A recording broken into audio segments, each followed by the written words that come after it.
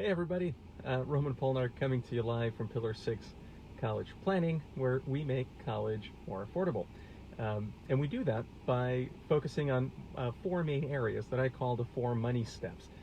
See, that most people think that there's only one place to get money for college, and that's kind of the traditional financial aid. But the reality is that there are many, many steps where families can get money to pay for college that's going to lower the amount that they're going to have to pay. What I want to talk about today is very timely because it's about the FAFSA.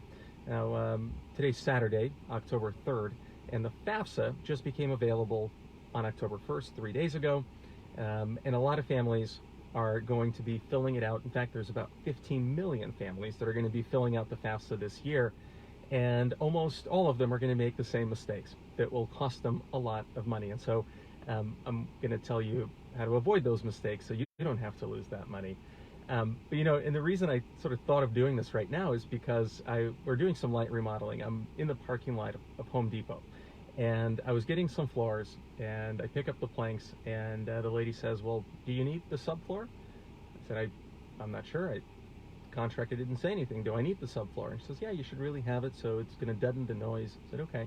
And she says, "Do you have that?" I said, I'm not sure. And I'm like getting all this stuff. I'm like, I might as well take it. And I'm sitting in the car now thinking, I really am not the expert. I don't know if I got everything that's right, and if I needed all these things, or if I missed anything. And that's how a lot of families must feel when they're filling out these financial aid forms, because they're not the experts, and they don't do it every single day, and there are a lot of nuances. It's not rocket science, but there are a lot of nuances, and those nuances is where the money is. So I want to share with you right now 4 key nuances of the FAFSA that families very commonly overlook, and that's where they lose a lot of money. The first thing is you got to actually submit the FAFSA. Number 2, before you submit it, you got to complete it in the right way. Number 3, you have to submit it on time. And then number 4, you got to go back and double check that the FAFSA got everything correctly.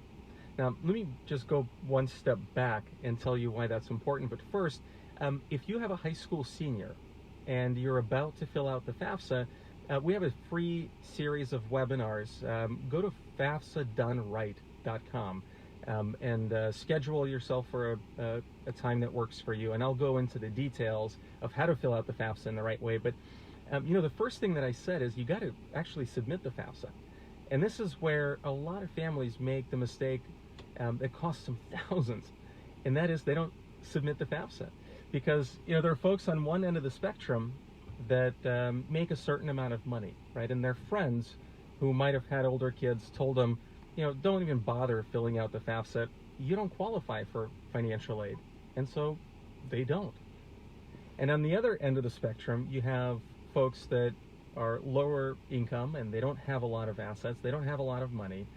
And they heard from their friends that because they're in that position, their kids are going to get money. So a lot of them don't even submit the FAFSA either. Well, that's a mistake, because unless you submit the FAFSA, regardless of where you fall on this income spectrum, colleges will not even consider you for financial aid. And a lot of schools now will require that you submit the FAFSA to become eligible for merit aid. And that has nothing to do with your finances. So even if you're at that upper end of the income spectrum, and you may not qualify for the traditional financial aid, you might get merit aid, but you still got to fill out the FAFSA. So that's number 1.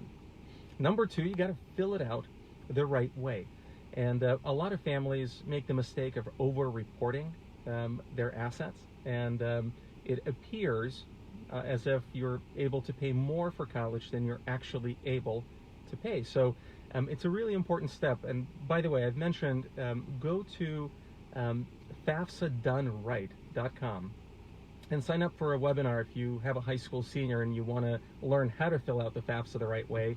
But number 3 is you got to submit it on time. So, like I said, the FAFSA just became available 3 days ago.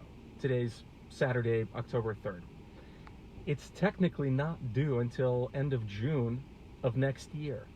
And depending on what state you're in, your deadline might be different. But you don't want to wait that long, because most colleges award financial aid on a first come, first served basis. And without going too far into the weeds, there's two different types of financial aid.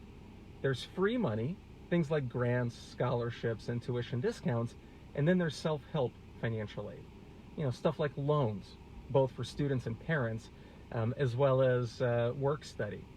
And the free money, that's the good money. That goes first.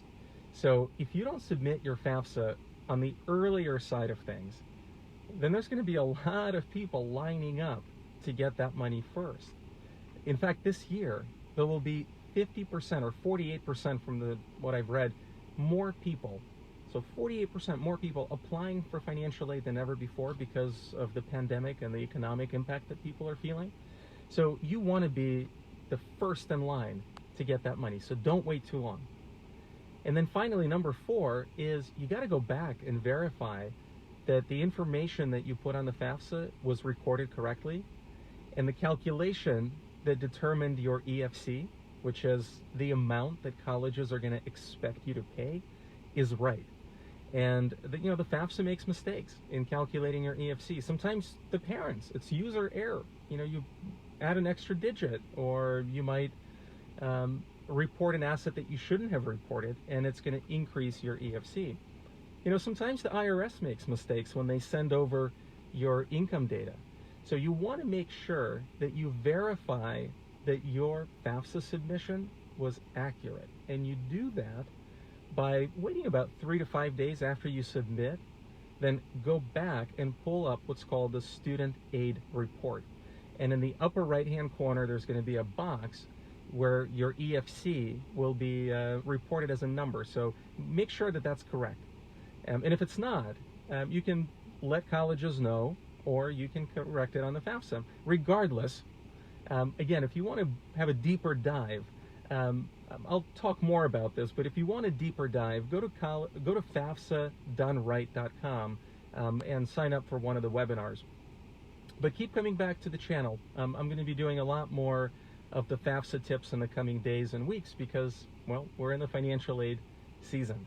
So folks, hopefully this has been helpful. I'm going to wrap it up, but if this is helpful to you, let me know. Drop a comment in the section below and just tell me if you have specific questions that you want me to answer or topics that you want me to cover, and click like, just so that I know that you're benefiting from this. And if you know somebody that might benefit from it, share it with them.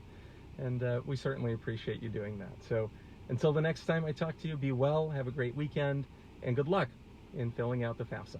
Take care.